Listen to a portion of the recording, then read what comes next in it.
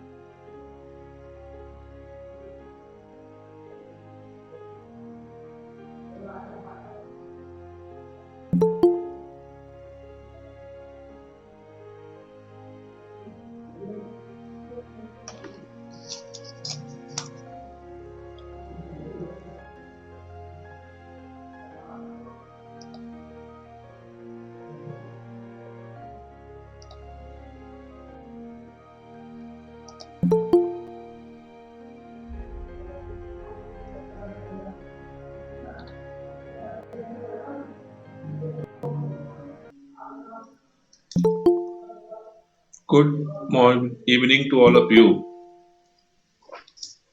आवाज आ रही है मेरी? Good evening sir. Yes sir. Yes sir. Yes हाँ, सर। आप लोगों का मैं मैसेज देख रहा था कि आप लोग सोच रहे थे कि आवाज क्यों नहीं आ रही, म्यूट किया हुआ था। एक्चुअली ये डिलिबरेटली म्यूटिंग था। ठीक है, तो हम लोग लास्ट लेक्चर में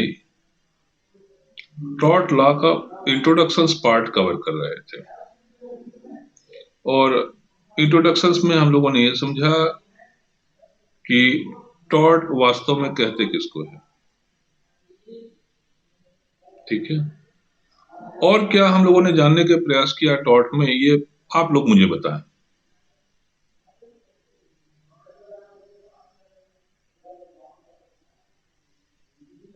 बताइए।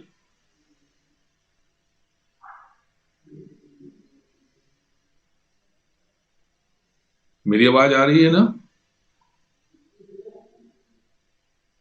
Yes sir. तो क्या क्या टॉपिक हमने कवर किया, आप लोगों में से कोई बताया मुझे।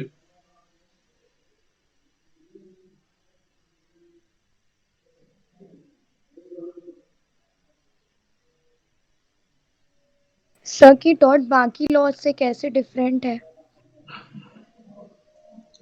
और लास्ट हमने क्या पॉइंट बताया था? सर इंजुरिया साइन डैमनम।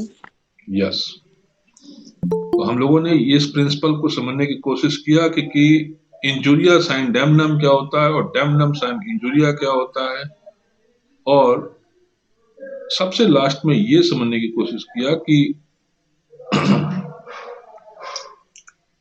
लॉ ऑफ टॉर्ट या लॉ ऑफ टॉर्ट्स तो क्या होता है सही। टॉर्ट कहना ज्यादा उचित होगा या टॉर्ट्स कहना ज्यादा उचित होगा, और इस बारे में हम लोगों ने दो व्यूज का एक्सप्लेनेशन जाना। एक सालमन साहब के पॉइंट ऑफ व्यू से हम लोगों ने समझा और दूसरा विनफील्ड साहब के पॉइंट ऑफ व्यू से इस बात को समझने की कोशिश किया। आज हम लोग जो एक नया चीज जानने के प्रयास करेंगे और वो ये कि what is the general elements in tort. General elements in tort, तो आइए देखते हैं।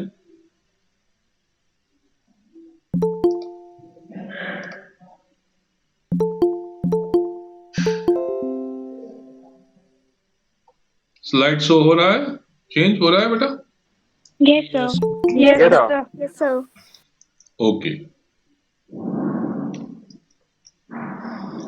General elements in tort.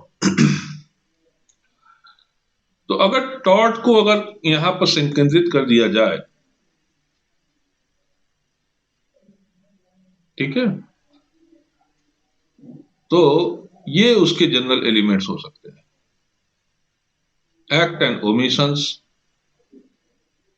Voluntary and involuntary act,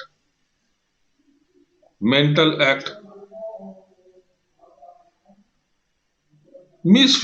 malfeasance, fault।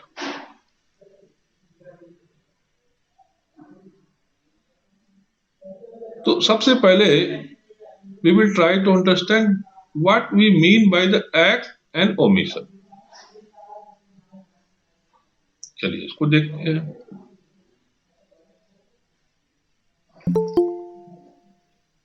Act and omission पहले भी हम लोग चर्चा कर चुके हैं कि टॉर्टियस लायबिलिटी अगर अराइज होगी तो उसके पीछे कोई ना कोई एक्ट होगा, अगर एक्ट नहीं है तो कोई ओमिशन होगा। तो हम यहां पर यह समझने की कोशिश करेंगे कि what we mean by the act, है ना, and how this act is differ from omission. ये कॉन्सेप्ट है और इस चीज को अच्छे से क्लियर हो जाना चाहिए, क्योंकि अगर एक्ट और ओमिशंस को अगर आप लोग अच्छे से समझ सकेंगे तो then this will help you in understanding any other law like IPC, like contract. तो this is the basis thing. ठीक है। तो फर्स्ट थिंग्स क्या है कि wrongful act which makes a person liable in tort are positive acts and sometimes omission। कोई अगर गलत कार्य होता है, एक्ट होता है, जिसके कारण से कोई व्यक्ति जो है टॉर्ट में अगर लायबल होता है, तो या तो वो एक पॉजिटिव एक्ट होगा, या अगर एक्ट नहीं होगा तो ऐसा हो सकता है कि वो एक तरीके का ओमिशन हो। ठीक है। लेकिन ये जो एक्ट है और ओमिशंस है, it must be distinguished from the natural occurrence beyond the human control, such as lightning, an earthquake, for which a person cannot be held liable. Yes, there are some natural occurrence, and that natural occurrence is such that we have no control over it. आकाशीय बिजली गिरती है, भूकंप आ जाता है, तो क्या हमारा किसी मनुष्य का उस पर कंट्रोल होता है क्या? नहीं होता। भूकंप आ जाता है तो ऐसा कोई कंट्रोल होता है? नहीं होता। बाढ़ आ जाती है, सूखा पड़ जाता है। All this natural occurrence are such occurrence human have no control over it, and therefore the act and omission which we are talking about in the context of the law of the tort, it must be distinguished from these natural occurrences. This is because persons in natural occurrence will not be held liable, and they must also be distinguished from mere thoughts and intention. Mayor thoughts and intention से भी इसको distinguished होना होगा, मतलब इसको समझना होगा कि ये जो एक्ट और ओमिशंस की बात हम कर रहे हैं जो टॉर्ट के अंदर में है, ये केवल ये वो नहीं है कि केवल कोई विचार करता, कोई सोचता है, या केवल कोई आशय रखता है। आशय, इंटेंशन। ठीक है।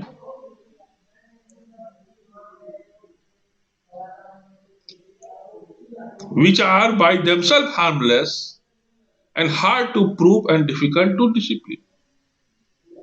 तो ये जो मेयर थॉट्स है एंड जो मेयर इंटेंशंस है, they are itself a harmless, ये किसी का नुकसान नहीं करते, न ही आप इसको आसानी से प्रूफ कर सकते हैं। आपने सोच लिया, ठीक है, क्या सोचा कि हम जो है दूसरे का नुकसान पहुंचाना चाहते हैं। आपने खूब सोचा, तबीयत से सोचा ना, आप आज तो उसको छोड़ेंगे नहीं, आज तो उसको नुकसान करा के रहेंगे, ले चलेंगे किसी कॉफी शॉप में, आज इसका जो है खर्चा करवा ही के रहूंगा मैं कैसे भी करके। तो ये क्या है? These are mere thoughts. केवल अगर आप सोचते ही हैं तो कुछ के साथ एक्शन नहीं है, तो आपका इंटेंशन भी सही नहीं है। इंटेंशन क्या है? इंटेंशन ये है कि दूसरे का नुकसान कराना, मैंने उसका पैसा खर्च कराना कैसे भी करके, मतलब उसको उल्लू बनाना, उसको मूर्ख बनाना, उसको गरीब करना, ये आपका इंटेंशन है। लेकिन फिर भी वो हार्मलेस है। क्यों? क्योंकि इसके साथ कोई एक्शन नहीं है। ठीक है। And it is also difficult to prove it. तो unless and until your thought and your intention is expressed by some action, there is no any liability।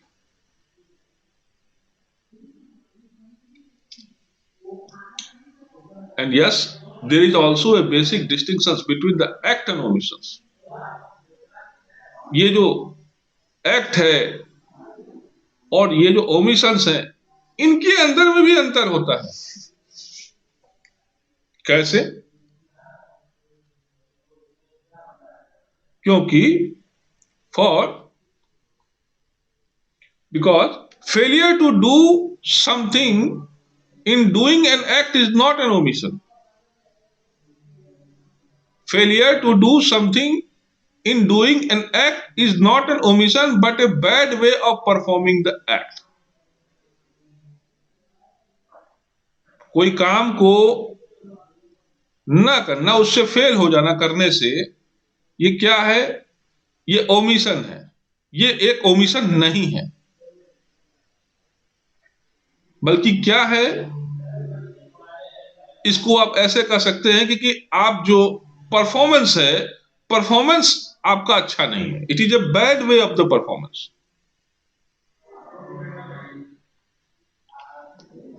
Example के तौर पर आप इसको ऐसे लीजिए कि if a lawyer give an opinion without taking notice of the changes in law brought about by a reported decisions of the Supreme Court, he would not be, ये would है,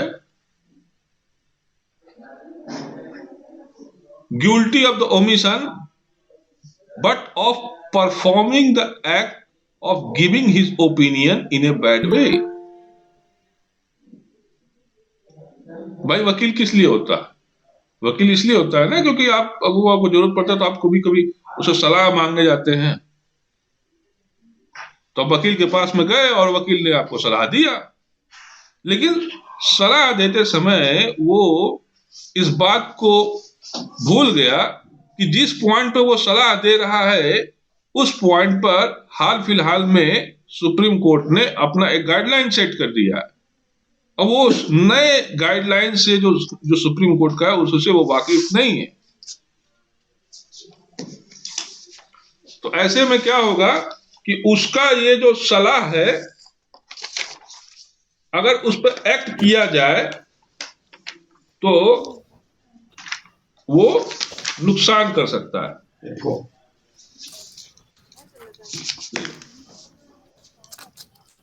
है ना?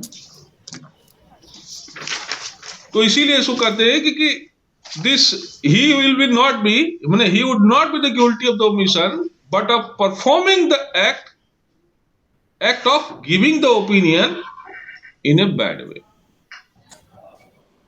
किसी का माइक ऑन है, ठीक है? जबकि जो ओमिशन होता है, ओमिशन क्या होता है? It is a failure to do an act as a whole. पूरा का पूरा मतलब जो एक्ट है वो एक्ट को करने से पूर्ण रूप से फेल हो जाना, ठीक है? इसको कहते हैं फेलियर। तो omission may be the bad way of performing the act,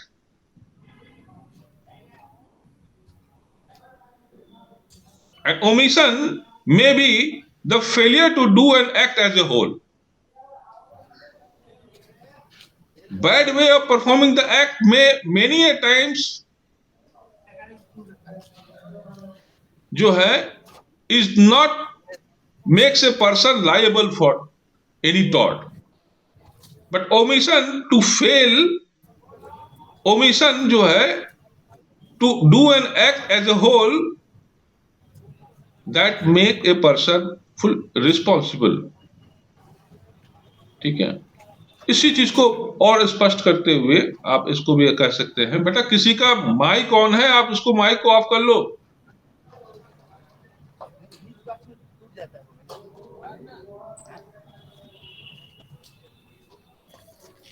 किसका माइक ऑन है?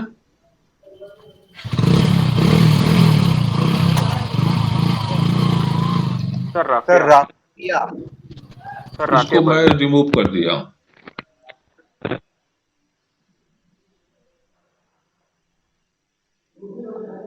ठीक है?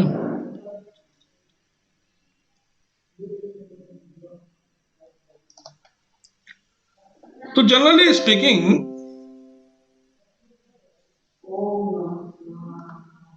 The law does not impose liability for mayor omission.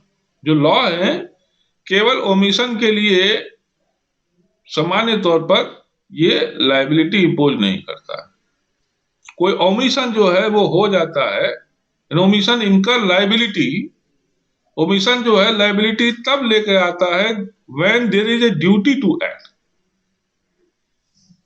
जब कोई एक्शन करने का ड्यूटी है, अगर वो एक्शन करने का ड्यूटी से एक आदमी ओमिट कर जाता है उस एक्शन को, तब वहां जो है वो लायबल हो जाता है। एग्जाम्पल के लिए आप कह सकते हैं कि one is not responsible for omission of not rescuing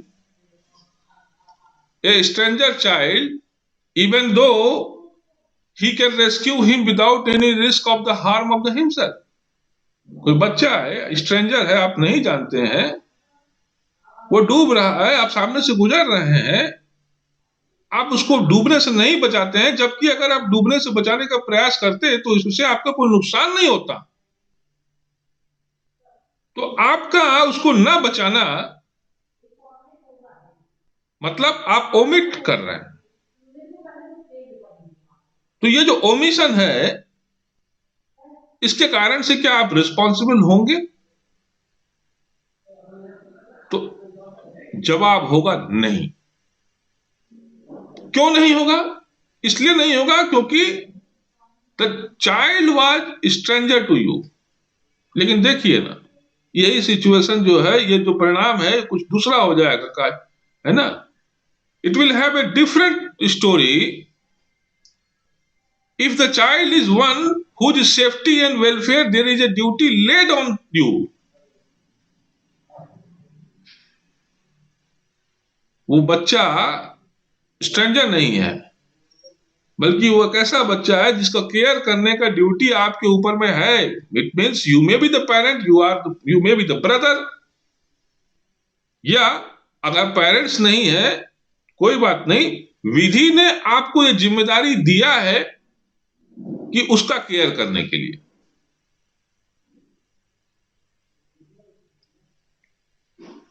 और उस समय अगर आप केयर नहीं करते हैं, तब ये ओमिशन जो है क्षम्य नहीं होगा। You will be make accountable for that. ठीक है। पागल खाना, जेल, डॉक्टर्स के अंदर में, हॉस्पिटल के अंदर में मरीज, एक हॉस्पिटल के अंदर में मरीज। अब वो जो मरीज जो हॉस्पिटल के अंदर में एडमिट है, एक डॉक्टर के लिए वो स्ट्रेंजर नहीं है, क्योंकि there is a duty to care that patient. एक जेल के अंदर में जो प्रिजनर है, वो जेलर के लिए स्ट्रेंजर नहीं है। There is a duty imposed by the law on the jailer to take care of that prisoner. And now, अगर वो prisoner, वो डॉक्टर, if they, ठीक है, अब अगर वो अपने ओमिशन करते हैं, तो then that omission is, वो excusable नहीं है।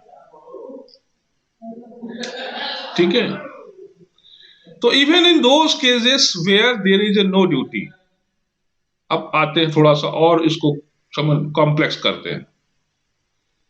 चलिए, यहां तो आप स्ट्रेंजर की बात कर रहे थे, और फिर उसके बाद में ये भी बात आई कि ड्यूटी, एक ऐसी भी स्थिति हो सकती है कि चलिए स्ट्रेंजर भी है और ड्यूटी भी नहीं है, तो क्या तब भी एक पर्सन जो है वो लायबल हो सकता है? हाँ, हो सकता है। कैसे? इफ ए पर्सन, सपोज कीजिए उसी एग्जाम्पल में जहां एक डूबते हुए बच्चे की मैं कहानी सुना रहा था आपको, कोई बच्चा है वो डूब रहा था, सामने खड़ा एक व्यक्ति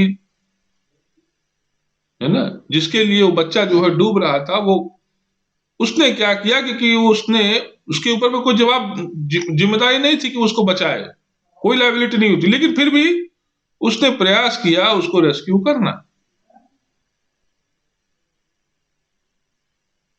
लेकिन अगर वो रेस्क्यू करने का काम ठीक से नहीं किया तो वो लायबल हो जाएगा for not properly performing the work. यदि ही ये leaves the other worse off than he would otherwise be, मैंने उसको ऐसी स्थिति में ला खड़ा कर दिया बचाने के प्रयास में कि उस बच्चे के लिए वो पहले वाले पोजीशन से भी ज्यादा खतरनाक पोजीशन था। मतलब वो बच्चा तो अभी क्या था कि बहते हुए पानी में वो किसी पत्थर पर खड़ा हुआ, उसको पत्थर मिल गया था सहारा, उस पे वो जो है वो खड़ा हुआ था, उसी को पकड़ करके अब वो गया बचाने में और अच्छा से परफॉर्मेंस नहीं किया और उसका पत्थर जो है वो भी हाथ से चला गया। अब या तो तैरो या तो मरो।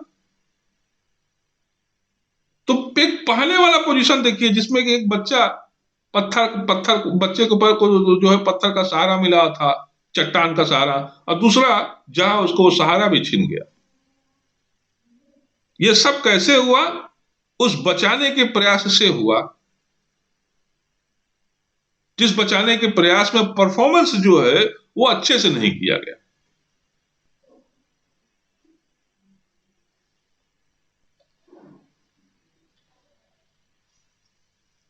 तो यहां जो लायबिलिटी है, आप देखिए, it will not arise because of any omission.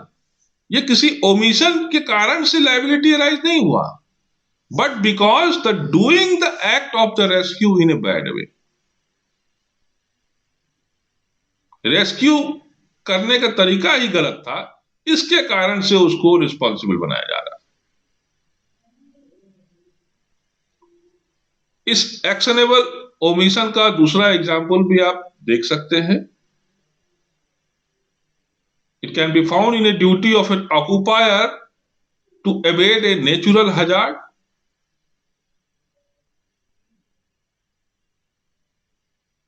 है ना? तो दिस एक्शनेबल ओमिशन का एग्जाम्पल आप वहां भी देख सकते हैं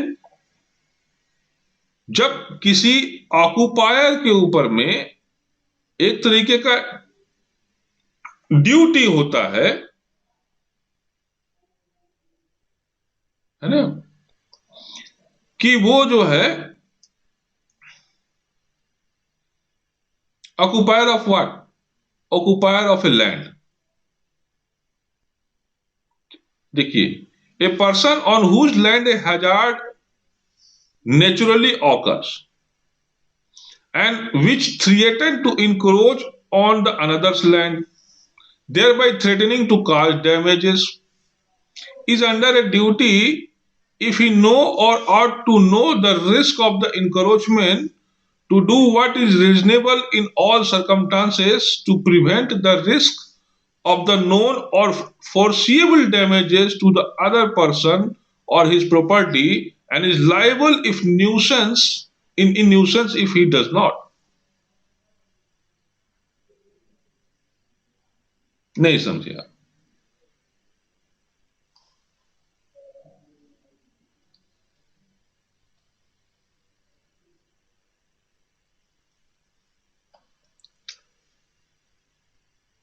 ये जो है एक लैंड है, इसी को मैं कह रहा हूं ऑक्यूपायर। इसी से सटा हुआ एक दूसरा लैंड है,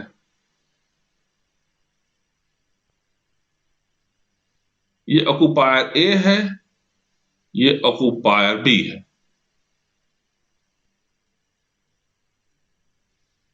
ए के जमीन में सपोज कीजिए कोई नेचुरल हजार्ड्स हो गई। नेचुरल हजार्ड्स ऐसे हुआ कि पानी का स्रोत है वो जो इससे बगल के लैंड से होकर के गुजर रहा था, ठीक है, वो अचानक से जो है अपना रास्ता बदल लिया और बदल करके इसके लैंड में जो है वो घुस गया। तराई क्षेत्रों में अक्सर होता है। हुआ ये घटना नेचुरली रूप से, और ये पानी का सोर्स जो घुस रहा था इसके जमीन के ये ऊपर से नहीं घुस रहा था, इसके जमीन के नीचे से ये घुस रहा था, सपोज करो। लेकिन इस बंदे को ये मालूम चल गया कि इसके जमीन में ये जो पानी का जो स्रोत है वो घुस चुका है, और अंदर ही अंदर जो है ये जमीन के अंदर में पानी घुस रहा है। ठीक है, ये दोनों कोयले का खदान का काम नहीं है। एक्चुअली में यहां माइनिंग होता है, कोल माइनिंग। यहां भी कोल माइनिंग होता है।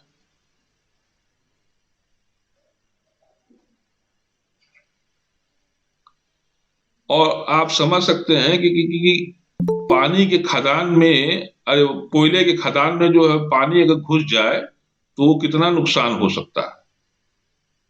इसको ये मालूम चल गया, उस खतरे का एहसास हो गया कि अगर ये पानी इसके में घुस जाएगा अंदर ही अंदर जमीन के तह से, तो इसका जो है माइनिंग जो है इस जो है वो उसको नुकसान पहुंचा सकता है।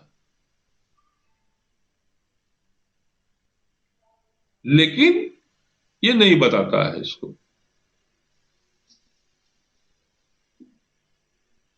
तो उसका ना बताना माने फेलियर रहना,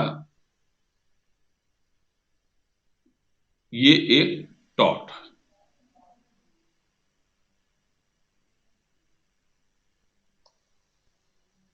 ठीक है,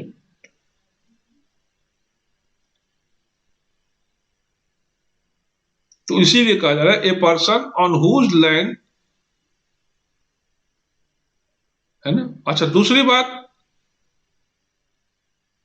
इसको कहते हैं कि एबेट ए नेचुरल हजार्ड। आपको ऐसा भी देखने को एग्जाम्पल मिलेगा कि नेचुरल हजार्ड्स कोई व्यक्ति उसको एबेट करता है। एबेट करने का मतलब क्या होता है? उकसाना, प्रश्रय देना, है ना। तो a person on whose land a hazard naturally occurs and which threaten to encroach to onto another's land thereby threatening to cause damage is under a duty। उसके वो एक ड्यूटी में होता है, और वो ड्यूटी क्या है कि if he know or ought to know the risk of the encroachment then he will convey this information to his adjacent landowner so that what the reasonable steps may be taken to prevent such type of the risk that adjacent landowner or the other person may take such step, otherwise the person will be liable for the nuisance। Okay, अब समझने की प्रयास करते हैं हम लोग voluntary and involuntary act क्या होता है।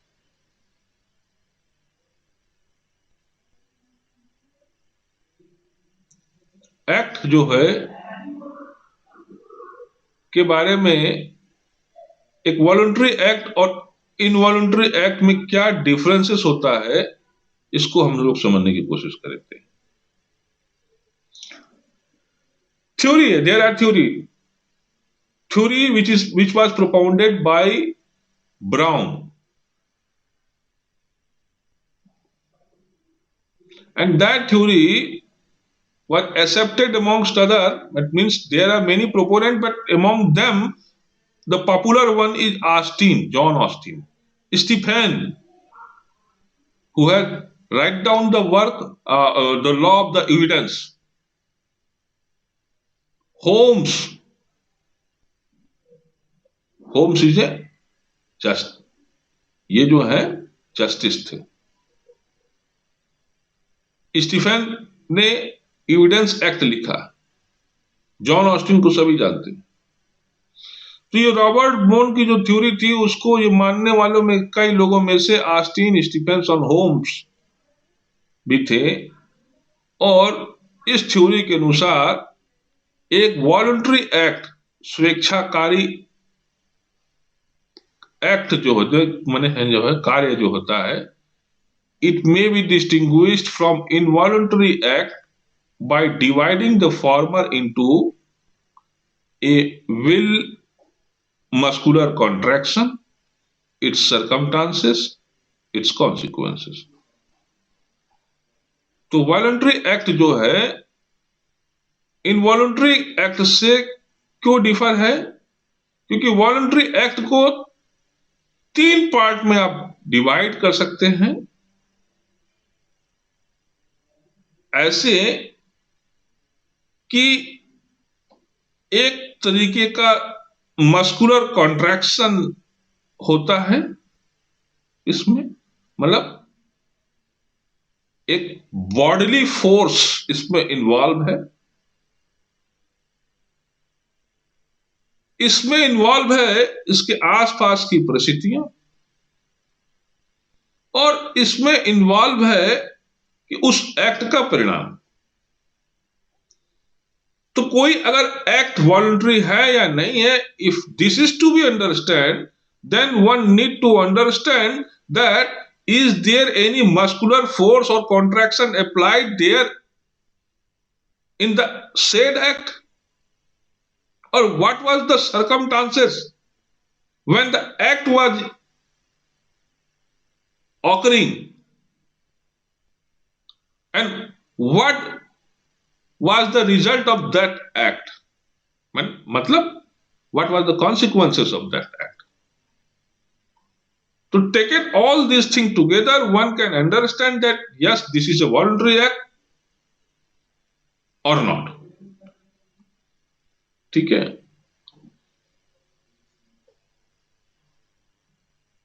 तो एक्ट है इस कैटेगराइज्ड एज इधर, इस तरीके से जो एक्ट है उसको आप कैटेगराइज कर सकते हैं, या तो इनोकुलस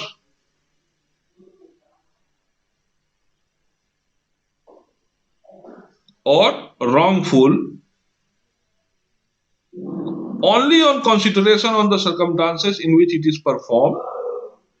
तो इस तरीके से जो कैटेगराइज्ड एक्ट है, आप इसको जो एक्ट है इसको कैटेगराइज करते हुए आप पा सकते हैं कि कोई एक्ट इनोकुलस है या रॉन्गफुल एक्ट है, विचार करते हुए कि वो परिस्थितियां क्या हैं, क्या थी जब वो एक्ट को परफॉर्म किया गया और उस एक्ट का परिणाम आया। एग्जाम्पल के तौर पर ये कहा जाता है, समझा सकते हैं आप, कि to crook the forefinger with a certain force is the same act, whether the trigger of a pistol is next to it और नॉट। ठीक है, and it is only the surrounding circumstances of the pistol loaded and cocked and of the human being in such relation to it as to be manifestly likely to be hit that make a act wrong। ठीक है, कोई act wrong है कि नहीं, इसको समझाने का एक अच्छा सा तरीका, एग्जाम्पल आपको यहां पर बताया गया है कि आप फिंगर है आपका छोटा, ये फिंगर, इसको आप पुश करते हैं, स्टिक करते हैं, उसमें कुछ ताकत लगती है। ठीक है, ये जो ताकत है, जो पुश करने वाली अंगुली, इट इज द सेम, ये उतना ही ताकत हो सकता है जितना कि आप किसी रिवॉल्वर में ताकत लगाते हैं उसके ट्रिगर को दबाने में।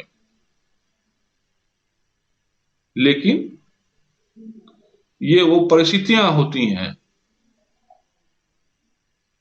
परिस्थितियां क्या, कि पिस्टल लोडेड है कि नहीं है, और क्या कोई ह्यूमन बीइंग है क्या सामने में जिसको कि आप चाहते हैं कि उसको मारना।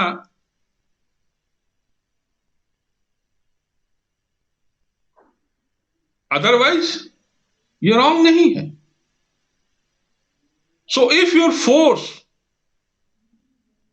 वो छोटा सा फोर्स, जिस फोर्स को अगर आप अन्यथा किसी दूसरे को अगर ऐसे, उस फोर्स को अगर ऐसे लगाएं तो उससे किसी का हार्म नहीं होता, बट वो छोटा सा फोर्स अंगुली वाला, अगर उसके वो फोर्स किसी ट्रिगर पर लग जाए बंदूक के,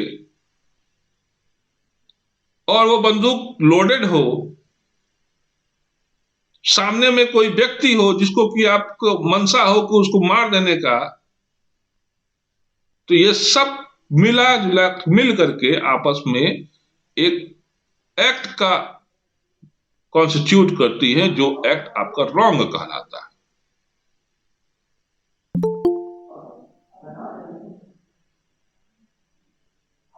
एक्ट जो है ये इनवॉलंटरी भी होता है, मतलब आप चाहते नहीं है ना ऐसा हो, लेकिन हो जाता है। An act is involuntary when muscular contraction is not willed. है ना, जब इसके लिए किसी ताकत को लगाने की जरूरत ना पड़े। तो जब कोई ताकत को लगाने की जरूरत ना पड़े, मस्कुलर फोर्स नहीं लगा, उसकी जरूरत ना पड़े, तो ऐसा एक्ट जो है वो इनवॉलंटरीली एक्ट होता है। ये मैं नहीं कह रहा हूं, ये थ्योरी कह रही थी, जिस थ्योरी को ऑस्टिन साहब और अन्य लोग जो हैं रिलाई करते थे। ठीक है, इस बात में ये समझा गया कि ये जो थ्योरी है, समझा क्या गया, कई अन्य लोगों ने इसको एनालिसिस करते हुए इसको नकार दिया। दे डिडंट एक्सेप्ट इट, और उसका रीजन ये था कि क्यों इस थ्योरी को उन्होंने नकार दिया, क्योंकि इट रेस्ट अपॉन डबियस साइकोलॉजी। इसकी जो साइकोलॉजी है, ये इस थ्योरी के पीछे में जो साइज जो काम कर रही है, वो अपने आप में एक तरह का शंका युक्त है। ये इट इज इनअप्रोप्रिएट, ये जो थ्योरी है इट इज इनअप्रोप्रिएट है। क्यों? क्योंकि इसमें ओमिशन नहीं बताया जा रहा है कि एक ओमिशन के कारण भी कोई एक्ट जो है वो रॉन्ग हो सकता है। और इस तरीके से ये जो थ्योरी है, it impose upon its meaning of the term act A limitation,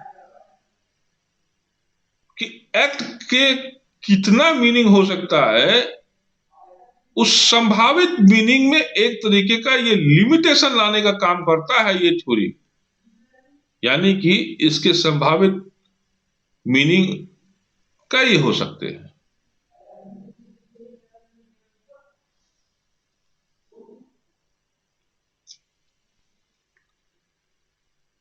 सामान्य बोलचाल की भाषा में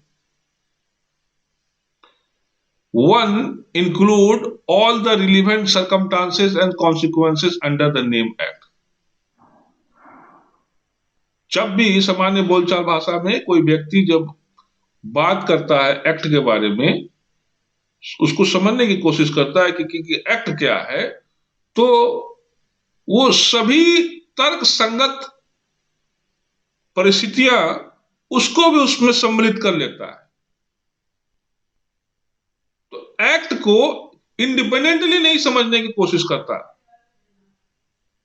बल्कि एक्ट को उसके आसपास की जो परिस्थितियां हैं उसके टर्म्स में, उसके रेफरेंस से समझने का प्रयास किया जाता है। एक्ट को समझने के लिए आदमी यह भी देखता है कि उस एक्ट का परिणाम क्या है, उस एक्ट से परिणामित क्या हुआ। कोई एक्ट है, act of murdering a person by shooting at him is one act and not merely the muscular contraction of the pressing the trigger. समझिएगा इस बात को। Act of murdering a person by shooting at him, ये अपने आप में एक act है, न कि वो मस्कुलर कॉन्ट्रैक्शन जो कि ट्रिगर दबाने के लिए जरूरी होता है। वो मस्कुलर ट्रैंक है ना, कंट्रैक्शन जो कि ट्रिगर दबाने के लिए जरूरी होता है, यही एक्ट जो है रॉन्गफुल नहीं है। बल्कि रॉन्गफुल एक्ट क्या है? रॉन्गफुल एक्ट है कि किसी व्यक्ति का मर्डर करना बाय शूटिंग एट हिम, उसको शूट करते हुए किसी व्यक्ति का मर्डर करना। अब जो लोग को लग रहा है कि ये दोनों बातें तो सर एक ही है, तो मैं आपको बताऊं कि नहीं, वो अलग नहीं है। किसी व्यक्ति को अगर मर्डर करना हो बाय शूटिंग, उसके लिए मस्कुलर कॉन्ट्रैक्शन की जरूरत नहीं होती है। वो मस्कुलर कॉन्ट्रैक्शन जिससे कि ट्रिगर दबाया जाता है। आजकल ऑटोमेटिक पिस्टल आया हुआ है, एक बार आपने ट्रिगर दबा दिया, जब आप ट्रिगर दबाए थे तो वो हवा में था, उस समय कोई आदमी नहीं था, न कोई पक्षी नहीं था, या आतंकवादी भी ऐसा सेट कर लेते हैं ऑटोमेटिक। अब उसके बाद उसको तो ऐसे हाथ घुमाना होता है, कोई ट्रिगर नहीं, बस ऐसे हाथ घुमा दिए, गोली ऑटोमेटिक चलने लगी।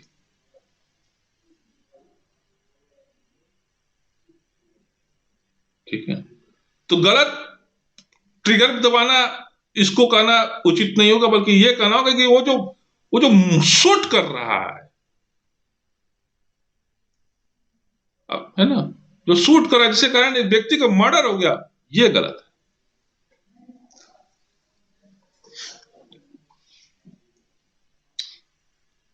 ये जो पहला वाला सेंटेंस जिसमें मैंने ये कहा कि act of murdering a person by shooting at him, अब देखिए ना, इसमें वो सारी बातें आ गई, वो तीनों चीजें हैं।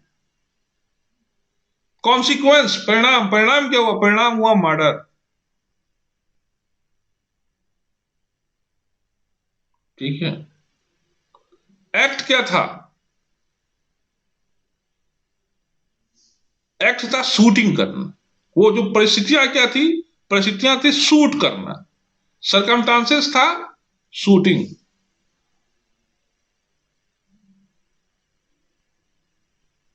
तो ये सब मिल करके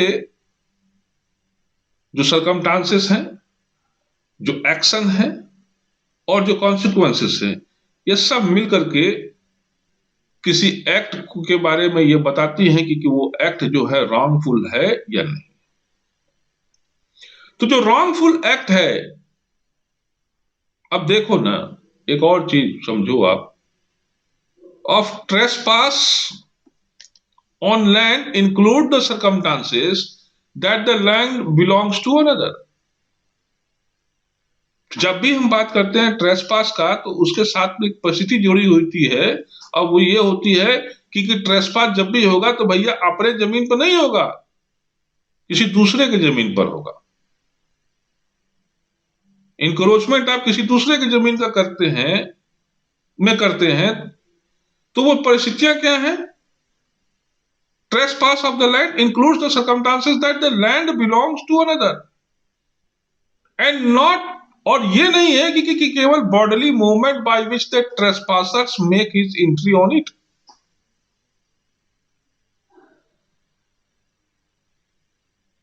कोई व्यक्ति उसको होश नहीं है, वो नहीं जानता, और न जानते हुए भी वो शारीरिक गति कर सकता है, जिस शारीरिक गति से उसको मालूम भी नहीं चला कि वो कब किसी दूसरे व्यक्ति के जमीन पर चला गया।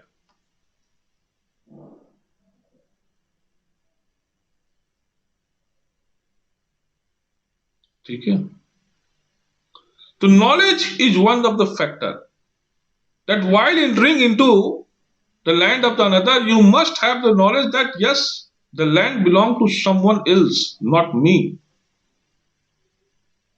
And if I still encroaching upon the land of that other person, then definitely I am doing the trespass. तो according to this view, इस व्यू के अनुसार जो एक्ट है has not a natural boundaries, act में कोई natural boundary नहीं होता।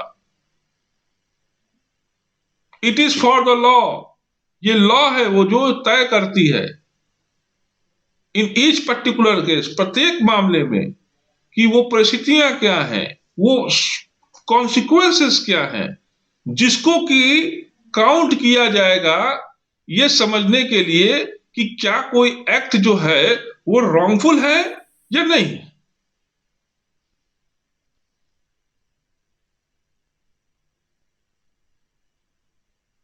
Law will decide that yes that act is wrong और not wrong, that act is such act that a person is liable, that act is such act the person cannot be made liable, and the law will do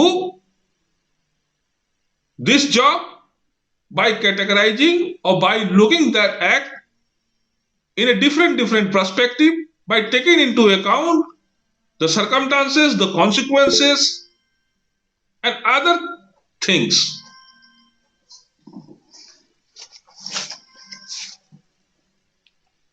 थोड़ा सा रुकिए। Hello, हाँ बोलो।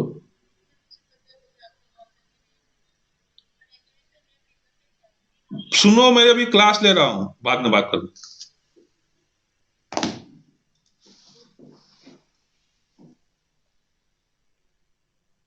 ठीक है, तो omission like positive act में also be voluntary and involuntary. तो जिस तरीके से एक्ट जो होता है वो पॉजिटिव और भी हो सकता है, बल्कि वॉलंटरी भी हो सकता है और इनवॉलंटरी भी हो सकता है, तो ओमिशन भी आपका वॉलंटरी भी हो सकता है और इनवॉलंटरी भी हो सकता है। जब कोई पेरेंट्स जो है fail to rescue his child because he has fallen asleep or because he is suffering from insanity, the omission is involuntary, and though it does not involve any questions of the muscular contractions. देखो ना, यहां पर कोई muscular contractions का मामला involve नहीं, लेकिन act आपका इनवॉलंटरी है।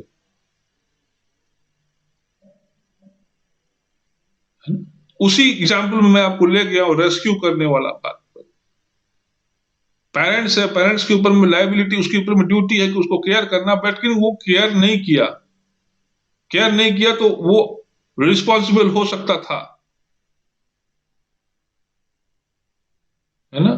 लेकिन उसका जो ओमिशन है, अगर वो जाग करके भी, मतलब सामने में देखने के बावजूद भी अगर वो नहीं बचाता है, तब तो वो इनवॉलंटरी एक्ट है, वॉलंटरी एक्ट है। उस वॉलंटरी एक्ट के लिए वो पेरेंट्स लायबल होगा। बट जैसे ही अगर वो इनवॉलंटरी हो एक्ट हो और इनवॉलंटरी ओमिशन होगा, तो फिर वो बच जाएगा। अब वो इनवॉलंटरी ओमिशन कैसे हो सकता है? सोया हुआ था, उसको मालूम ही नहीं चला। वो बगल में जब बच्चा खेल रहा था नदी के किनारे में, तो वो धूप सेक रहा था, कब उसकी आंख लग गई उसको मालूम ही नहीं चली। या ऐसा भी हो सकता है कि वो मेंटल रूप से इंसेन हो, पागल हो, उसको दौरा पड़ता हो, थोड़े थोड़े दौर पर, 10 मिनट के बाद में, 15 मिनट के बाद में, आधा आधा घंटा पर या एक एक घंटा पर। और जब वो डूब रहा था तो उस समय वो इनसेन था। तो वो जो ओमिशन है, फिर वो ओमिशन आपका इनवॉलंटरी ओमिशन हो गया।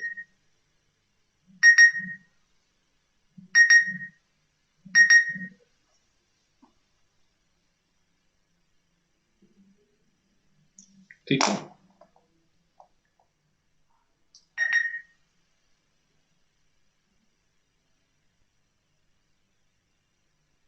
एक सेकंड।